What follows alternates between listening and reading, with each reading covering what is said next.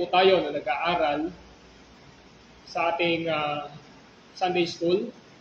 Ang ating pong tinatalakay sa ikatlong pagkakataon at ikatlong bahagi ng ating pag-aaral ay patungkol sa man's sanctification and good works. Sa Tagalog po, ang pagpapabanal at mabubuting gawa ng tao. Patuloy na titingnan pa natin ang itinuturo ng banal na kasulatan patungkol dito sa napakahalagang aral at paksa ng ating Panginoong Diyos sa kanyang banal na kasulatan. Sinuportahan ito ng Belgic Confession of Faith sa Article 24 at yon ay ating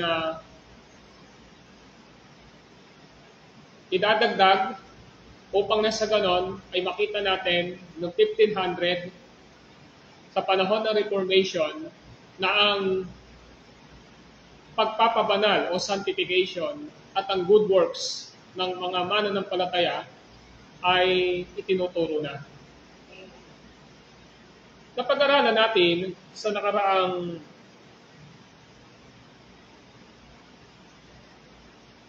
pagtitipon natin na ang bunga ng pagpapawalang sala ng ating Panginoong Diyos o yung justification ay sanctification. At ang sanctification o ang pagpapabanal ay kabuuan po ito ng buong buhay pananampalataya ng isang taong napawalang sala na ng ating Panginoong Diyos. Nakita natin in 1 Peter chapter 1, verse 14 to 16, na ang premise ni Apostle Peter na dahil ang Diyos na tumawag sa atin ay banal, dapat tayong magpakabanal anuman ang ating ginagawa, sapagkat nasusulat, ako'y banal, ang sabi ng Diyos.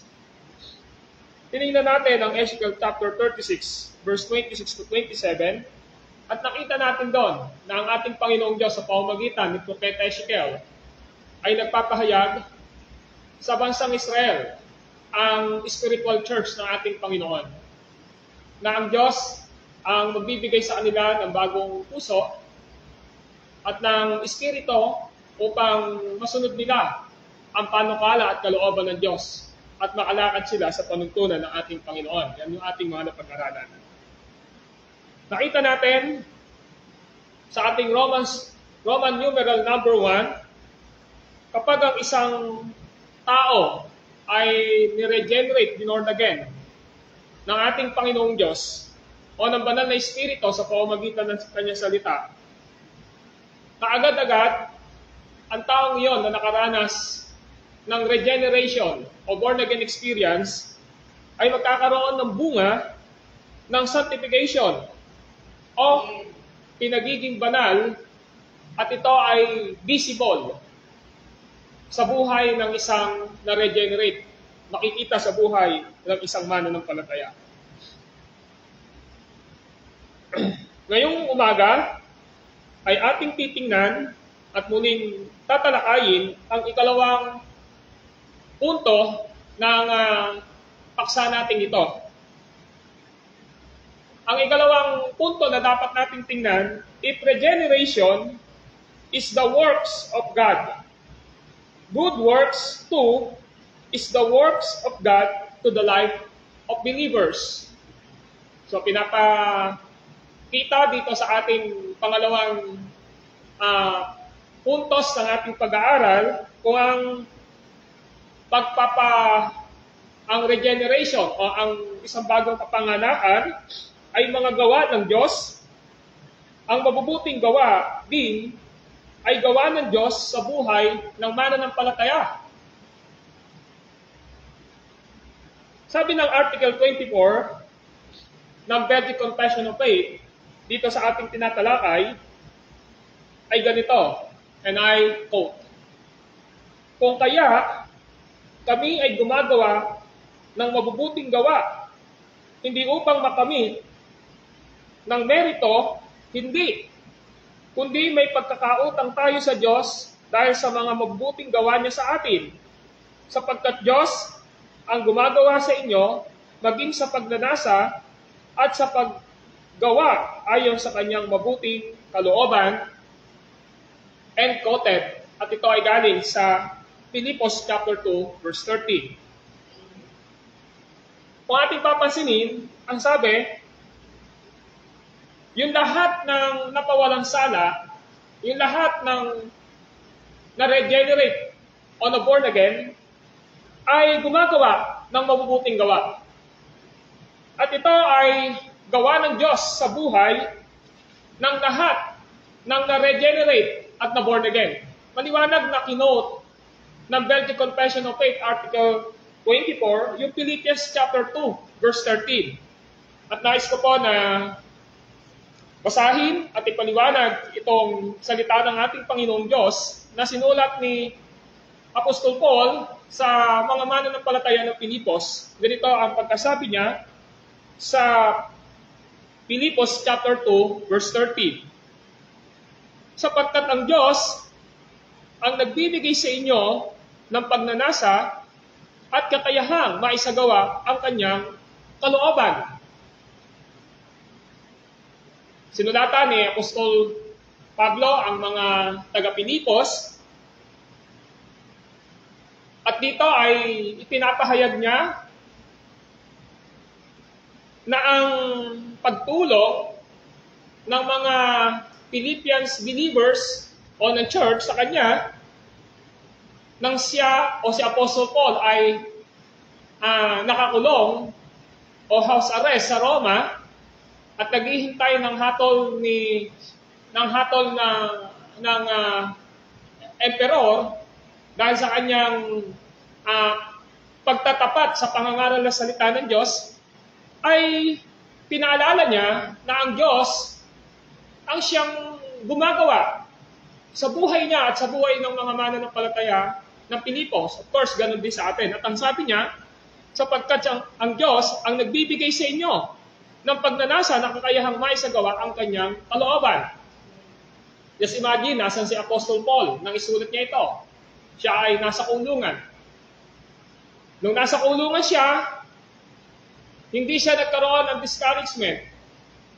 Nagtiwala siya sa tinatawag na divine providence o banal na providensya ng ating Panginoong Diyos na everything that happened sa buhay ng mundong ito, maging sa buhay ng mananampalataya o ng Church ng Philippians, ang Diyos ang gumagawa dito. Even in good and bad times ng kanilang buhay. At yan yung experience ni Paul, nakakulong siya. Pero ano sabi niya? Yung kanyang kalagayan nang nasa kulungan siya, ay meron siyang pagkilala na ang lahat ng iyon ay pinahintulutan ng ating Panginoong Diyos for the highest purpose ng Diyos. At nakita natin doon na sa chapter 1, despite na siya ay nakakulong, ay nangaral pa rin siya sa kulungan at maraming nakarinig sa lugar na iyon. Andyan ang kanyang kagalakan sa paglilingkod sa ating Panginoong Diyos. Nandyan ang kanyang pagsasabi na magagawa niya ang lahat ng iyon dahil sa lakas na kaloob ng Diyos sa kanya. So sabi ni Paul, ang Diyos ang nagbibigay sa inyo. Sino ang nagbibigay sa inyo ng pagnanasa at kakayahang maisagawa yung kanyang kalooban o kalooban ng ating Panginoong Diyos? This is a pleasure. Pleasure ng ating Panginoong Diyos. Sino ang gumagawa? Wala pong iba kundi ang ating Panginoong Diyos. Yan ang pinapakita ng katotohanan na ang Diyos natin ay Diyos na makapangyarihan, na nagligtas sa atin, na nagbago ng buhay natin, nag-regenerate, nagpawalang sala, at patuloy na gumagawa sa ating buhay upang isanctify niya tayo o lalo niya tayong pinagiging banal hanggang sa katapusan ng ating buhay. Pero we are not passive sa ating sanctification. This is the paradox. Sinasabi natin na ang Diyos ay gumagawa sa buhay ng isang mananampalataya upang magawa niya ang kalooban ng Diyos. Pero ang Diyos, ilalagay niya sa puso't kalooban ng mga anak niyang ito na sumunod sa ating Panginoong Diyos. At yan yung language ni Paul o ng salita ng Diyos sa verse 12. Ang sabi ron, kaya nga, mga minamahal, higit na kailangang maging masunurin kayo ngayon kaysa noong kasama ninyo ako. May takot at panginginig na magpatuloy kayo sa paggawa hanggang sa malubos ang inyong kaligtasan. Na napakahalaga ng verse 12 na ito. Yung salitang kaya nga, therefore, this is the application at konektado po ito doon sa kanyang tinalakay sa chapter 2, verse 1 hanggang verse 11. At ang tinalakay niya rito ay walang iba kundi ang humility ng ating Panginoong Hesukristo na pinakita niya na He is obedient o masunurin sa ating Panginoong Diyos hanggang sa kamatayan. Despite na si Jesus ay God at nagkatawang tao, nakita natin na ang ating Panginoong Hesukristo ay nagkaroon ng obedience and humility sa pagsunod sa kalooban ng ating Panginoong Diyos. At pinakita rito sa chapter 2, verse 1, napakaliwanag, na ang ating Panginoong Hesukristo ay nagpakababa. Sabi sa verse 5, nagpakababa. At yan yung pinakikita na dapat na makita sa buhay ng isang mananampalataya, yung humility. At ang proposisyon ni Paul dito na ang ating Panginoong Diyos na siya ay bagamat Diyos, He is a God, hinubad niya ang katangian ng pagiging Diyos at nagkatawang tao. So pagdating ng verse 12, therefore, yung kaya nga na yon, ay nagpapakita na dapat daw ang maging pattern natin o panuntunan natin sa ating pamumuhay when it comes to our obedience and humility sa ating Panginoong Diyos ay walang iba kundi ang ating Panginoong Hesukristo. Kaya nga sabi rito sa verse 12, higit na kailangan maging masunurin kayo ngayon kaysa noong kasama ninyo ako. So nakita natin na yung word na masunurin, yung pagiging obedience, dito pinakikita ni Paul na dapat nakikita sa buhay ng isang Kristiyano after na masave tayo, after na ma-regenerate tayo. Ang dapat na karakter o katangian ng bawat isa sa atin ay nagkakaroon ng pagiging obedience. Yung pagiging obedient natin sa ating Panginoong Diyos ay naroon. Kaya ang sabi niya, kailangang maging masunurin kayo ngayon kaysa noong kasama ninyo ako. So alam natin na nung sinulat ni Paul ito after 10 years nang hindi niya nakikita ang mga mananampalataya sa Pilipos at siya ay nakakulong dito. Pero sinasabi niya, yung pagsunod nyo na yan, dapat ay may takot, panginginig, na magpatuloy kayo sa paggawa hanggang sa malubos ang inyong kaligtasan. Now, yung mga adjectives na pagpapakilala dito ni Paul sa katangian ng isang taong masunurin sa ating Panginoong Diyos at nagbubunga ng mabubuting gawa ang kaligtasan na meron siya para sa sanctification, makikita natin dito may takot. Yung takot na ito ay bunga ng pananampalataya at pagsunod natin sa ating Panginoong Diyos. The fear of the Lord is the beginning of our wisdom. So nagsisimula ang ating karunungan at pagkakilala sa mabuti at masama mula sa salita ng ating Panginoong Diyos. Doon nagsisimula yon. Kaya pag tinignan natin, makikita natin, kinaklaro dito na yung banal na pagkatakot, meron tayong tinatawag na pagkatakot. Ano pa yung pangalawang binabanggit dito? Nakadukong at panginginig, trembling.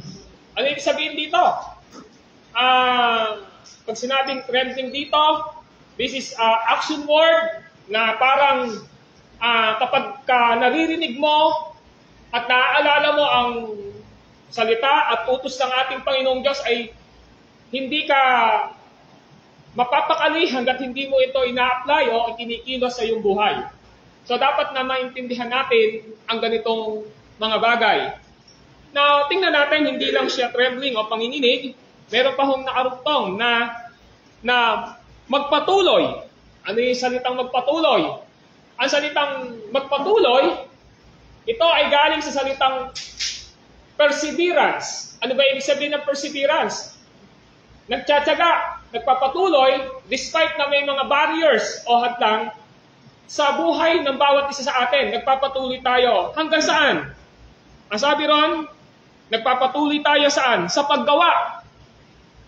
So, maliwanag na bahagi ng bunga ng born-again experience o regeneration at pagpapawalang-sala ng Diyos sa atin, ang good works, ang mabubuting gawa, yung salitang paggawa, this is labor. Ang ibig sabihin ng labor, maliwanag na kapag sinabing labor, nagtatrabaho, ginagalaw niya ang kanyang katawan at dedicated siya doon sa kanyang ginagawa sa kanyang tinatrabaho.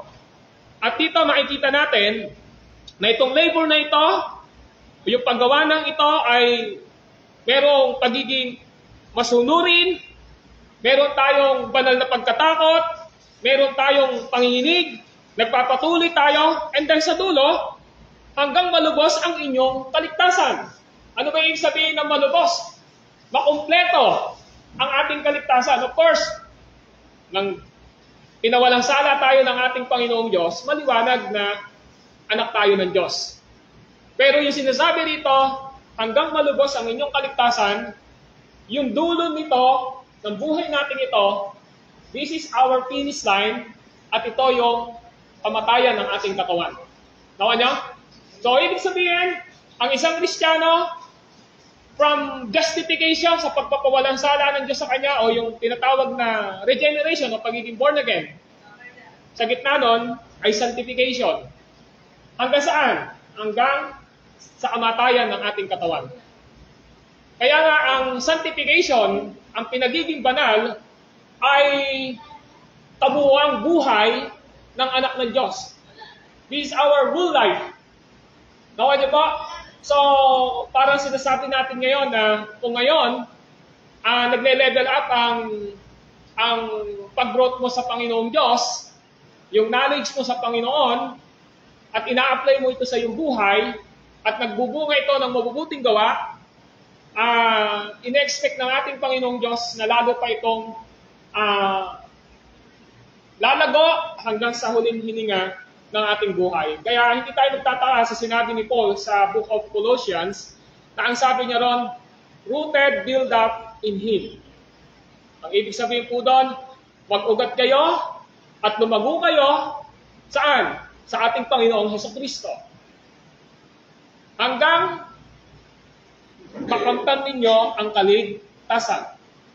So, sinasabi ni Paul ngayon yan. Kaya, dito sa binasa natin ito sa Philippians 2:12 and 13, meron tinatawag dito na paradox.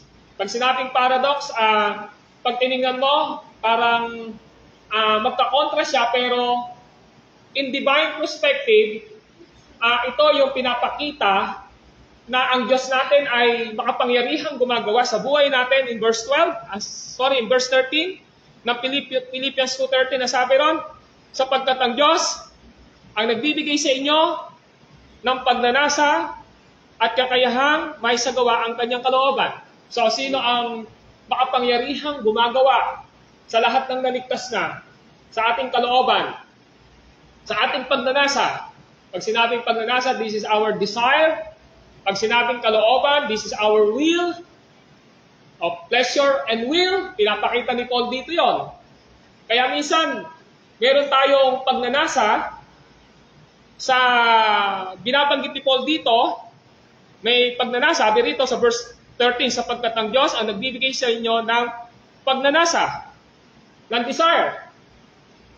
So, mapapansin natin, ang Diyos pala ang naglalagay sa atin ng pagnanasa.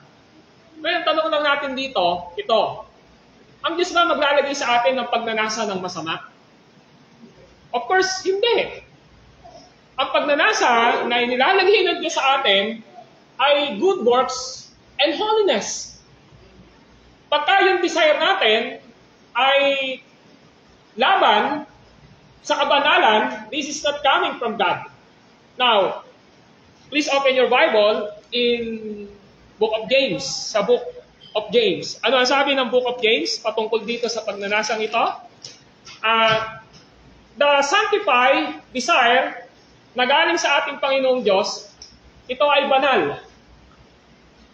Ito ang pinagmumulan ng paglago natin sa pananampalataya. Halimbawa, nagkakaroon ka ng pagnanasa sa ibang nagki-crave sila craving di ba? Parang natatakam sila, gano'n. Yung pagnanasa. Kapag ikaw, meron kang pagnanasa na mag-devotion, pag sinabi kong devotion, personal devotion mo, nagbabasa ka ng Bible every day para sa pagkain spiritual mo. Pag ikaw ay nagpe-pray, ay pag-usap sa Panginoong Diyos, ito ay pagnanasa na nilalagay ng Diyos sa ating kalooban. Okay niya? Dahil ito'y kalooban ng Diyos. Kapag meron kang desire na maglingkod sa Panginoong Diyos, despite na may mga kaabalahan tayo sa ating buhay, ito'y galing sa ating Panginoong Diyos. Kapag meron tayong pagnanasa na i-worship si God Sunday by Sunday, or even our small group ng Bible study or prayer meeting, this is coming from the Lord. O anumang bagay na ginagawa mo para sa Diyos, para sa church, para sa sarili mo, para sa kapwa mo, sa pamilya mo, na nakakonekta sa prinsipyo ng banal na kasulatan, this is coming from God, pagnanasa. Pero paano kung ang desire na nasa puso mo ay ayaw mo nang maglingkod kay Lord? Ayaw mo na umattend sa church. Hindi ka na nagdi-devotion, hindi ka na nagpe-pray, hindi ka na nagbabasa ng Bible. Paano yun kung pinagdaramutan mo na yung Diyos sa buhay mo? At nag-i-enjoy ka na ngayon sa gusto lang ng laman mo o sa inaalok ng takbo ng sanlibutan ito o ng mga taong nakapaligid sa iyo. Ito ang sabi ni Apostol Santiago. Now, listen, kay Santiago, ang sabi niya, dito sa talatang 2 na Santiago chapter 1.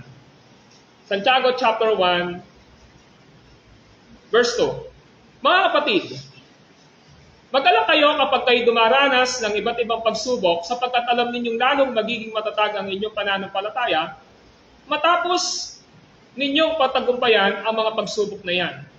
At dapat kayong magpakatatag hanggang wakas upang maging ganap at walang pagkukulang.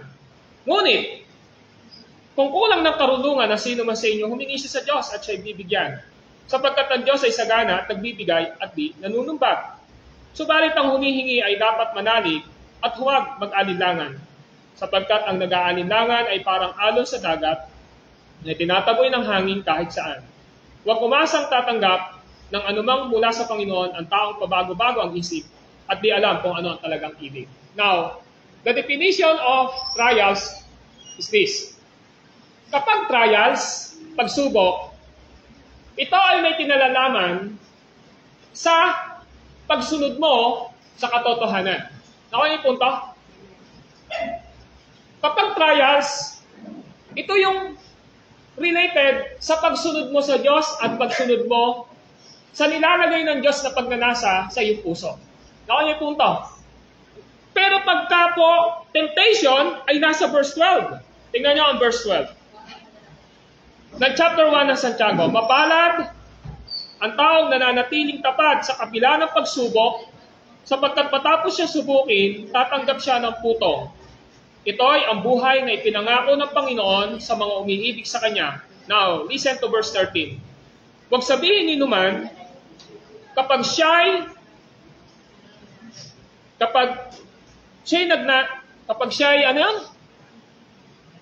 siya'y dumaranas ng pagsubok, na tinutukso siya ng Diyos sapagkat ang Diyos ay hindi matutukso ng masama at hindi naman niya tinutukso ang sino man.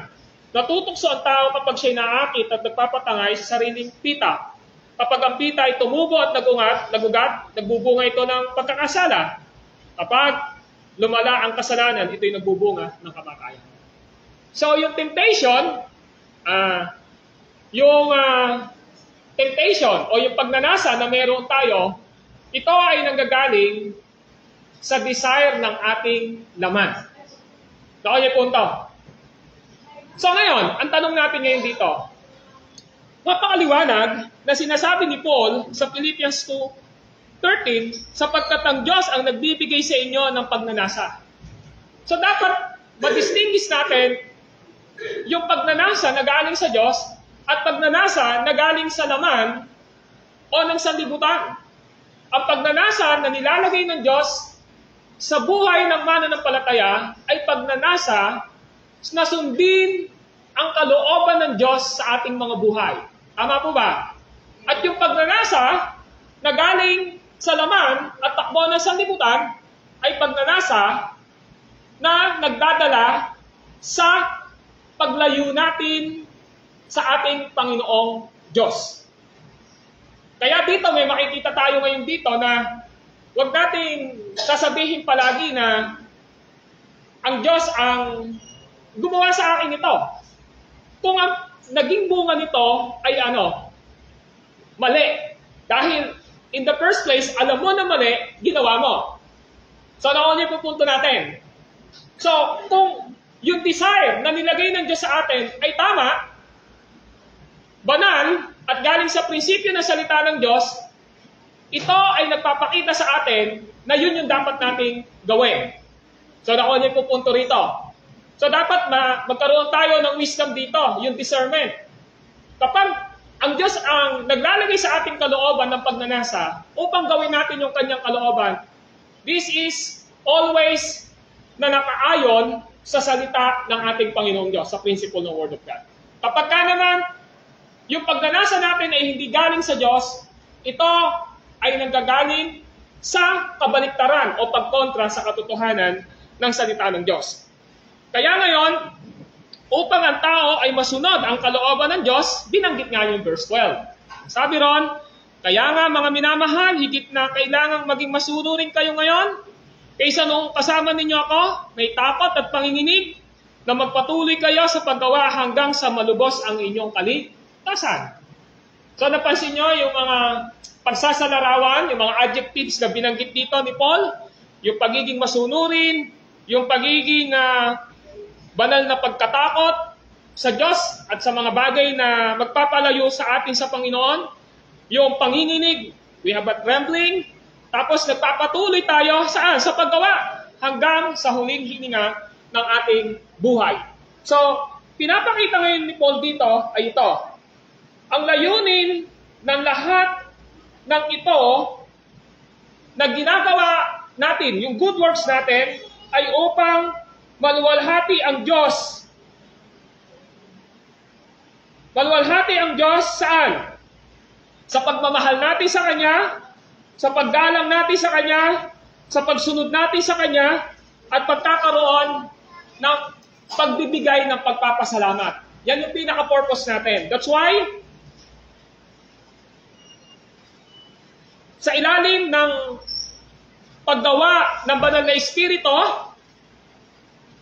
na kung saan ang Espiritu ang nagpapabanal sa atin, pag sinabi kong nagpapabanal, o yung sanctification, ito ang Holy Spirit at ang salita ng Diyos ang patuloy na nagpapatagumpay sa atin sa anumang mga kahinaan na meron tayo sa laman, sa takbo ng sanlibutan ito. Ang mga anak ng Diyos ay nakakakitaan ng mabubuting gawa. So, alam naman natin yung why? Sapagkat tayo ay may pagkakautang sa Panginoon. Tayo ay may utang sa Diyos. Kung bakit tayo gumagawa ng mabubuting gawa. Ang Diyos ay walang utang sa atin. Dahil tayo ay may utang sa Diyos, kailangan nating magbunga ng mabubuting gawa. Okay yung punto natin? So mga kapatid, ang lahat ng mabubuting gawa natin ay bunga po ng paggawa ng Diyos sa atin, mga buhay sa pamamagitan ng banal na Espiritu at ng Kanyang salita. Upang ang Diyos natin ay maluwalhati at dapat nating maintindihan na ang mabubuting gawa natin ay hindi natin ginagawa upang magkamit tayo ng kaligtasan. Kundi ginagawa natin ito dahil ito ay bunga ng kaligtasan. Okay, punto natin? So ang sabi ngayon dito ng Article 24 ay ito. Kaya, halinang gawin natin ang nasusulat. At ito ay galing sa Lucas chapter 17 verse 10. And I quote, gayon din naman kayo, kapag gayon din naman kayo, pagka nagawa na ninyo ang lahat ng mga bagay na sa inyo'y inuutos ng Diyos, inuutos ng Panginoon, inyong sabihin, mga aliping walang kabuluhan, kami, ginawa namin ang katungkulan naming gawin. So, ito yung command ni Jesus sa Lucas 17:10. Sa mga totoong anak niya na nagpapasakop sa pagiging Panginoon ni Kristo at tayo ay kanyang servant, na kung ano man ang inuutos sa atin ng ating Panginoong Jesucristo sa pamamagitan ng kanyang salita at pinapalakas tayo ng banal na Espiritu, ginagawa natin ito dahil sa ating Panginoong Jesucristo. So in other words, ang sanctification o pagiging banal ay kusa siya na lumalabas sa buhay ng isang Kristiyano. O yung punto natin, kusa siya lumalabas. Dahil ang pinaka main passage natin, ang Diyos ang nagbibigay sa inyo ng pagnanasa at kakayahang maisagawa ang kanyang kalooban. So ito yung gusto natin ipakita ngayon dito sa ating pag-aaral. So hindi tayo mananampalataya na ang tingin lang natin, mahalaga ligtas ako, pero walang nakikitang marka ng kaligtasan.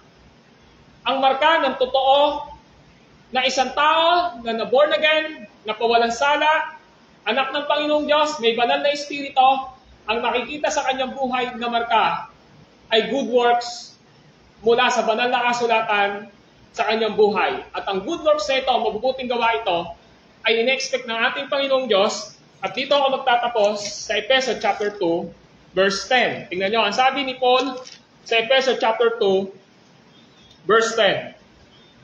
Sabi ni Paul dito, ng salita ng ating Panginoong Diyos, tayo'y kanyang nilalang, nilikha sa pamamagitan ni Kristo Jesus. Gusto ko muna explain yung verse 10 na yan. Tayo'y kanyang nilalang, nilikha sa pamamagitan ni Kristo Jesus. Ito po ay tumutukoy sa ating bagong kalagayan na mga naligtas. Bakit po? Tingnan niyo chapter 2, verse 1 hanggang 3. Yung kalagayan natin dati, patay kayo dahil sa inyong pagsuway at kasalanan. So, we are dead in trespasses and sin. Verse 2, sinunod nyo noon ang masamang takbo ng sanlibutan ito at nagpailalim kayo sa prinsipe ng kasamaan. Ang Espiritu naghahari sa taong suwayin. We are under the dominion of evil. Sa ibang translation ni Satan. At pangatlo, tayo tinapupuotan ng Diyos. We are under the wrath of God. Yan yung posisyon natin eh. Pero ano yung sinabi ng verse 4 hanggang verse 9? Yung verse 4 and 9, na-save tayo dahil kay Kristo Jesus. We are saved because of Jesus Christ sa pananampalatayang kaloob niya sa atin at hindi dahil sa ating mga gawa. At sabi ng verse 8, subalit napakasagana ng habag ng Diyos at napakadakila ng pag-ibig na inukol niya sa atin. Tayo binuhay niya kay Kristo kahit noon tayo mga patay pa dahil sa ating pagsuway. Patay po dyan, makasalanan. Verse 6, dahil sa ating paikipag-isa kay Kristo Jesus, tayo muling binuhay na kasama niya at pinapong kasama niya sa kalangitan. Verse 7, ginawa niya ito upang sa darating na mga panahon ay maipakita niya ang di masukat na kasaganaan ng kanyang kagandahang loob sa atin sa pamamagitan ni Kristo Jesus. Verse 8, dahil sa kagandahang loob ng Diyos ay naligtas kayo sa pamamagitan ng inyong pananalig kay Kristo. At ang kaligtasang ito, kaloob ng Diyos, hindi mula sa inyo, hindi ito dahil sa inyong mga gawa, kaya walang dapat ipagmalaki ang sinuman. We are not saved because of our good works. We are saved dahil kay Kristo. Pero ano yung gusto ipakita ng verse 10? Tayo'y kanyang nilalang, nilikha sa pamamagitan ni Kristo.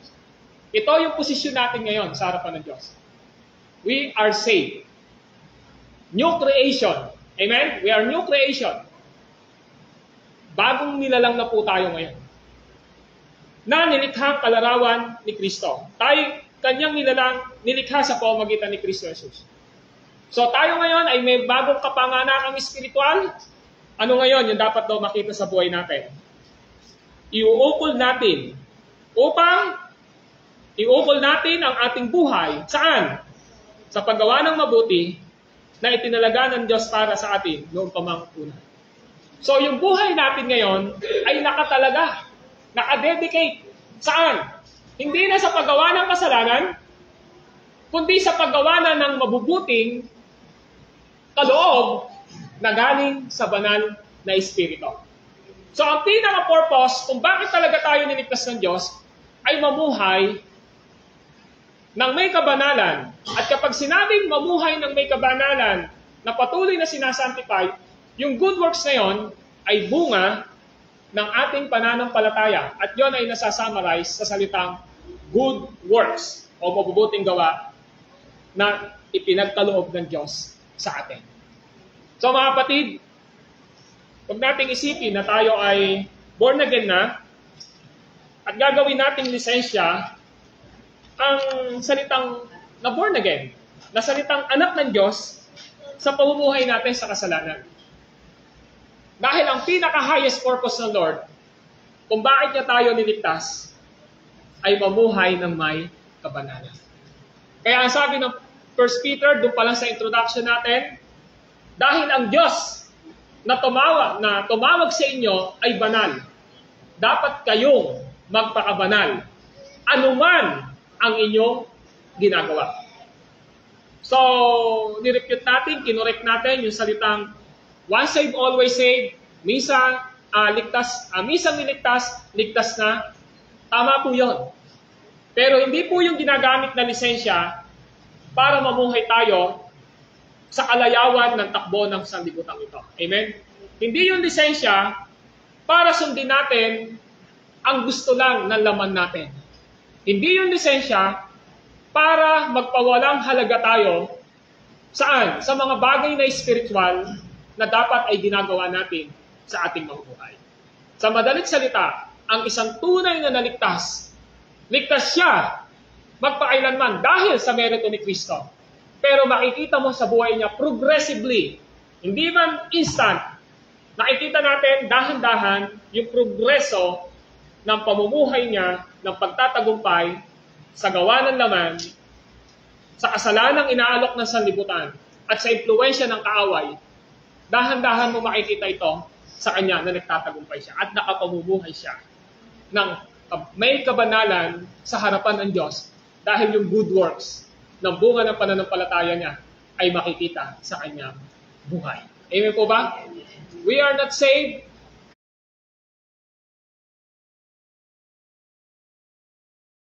para gawin natin yung gusto natin. Ngayon, pag-aari na tayo ng ating Panginoong Diyos. 1 Corinthians chapter 6. Kaya gamitin natin ang ating katawan para mapapurihan at maparangalan ang ating Panginoong Diyos. Mga kapatid, hindi ko alam kung ano ang mga dapat nating ipatuwid sa Panginoong Diyos. Baka napapagod na tayong gumawa ng mabubuting bagay na bunga ng kaligtasan at nahuhumalik na tayo sa mga mali. And this is the time na gusto tayong i-review, mahal tayo ng Diyos at ituwid sa mga bagay na mali na ginagawa natin.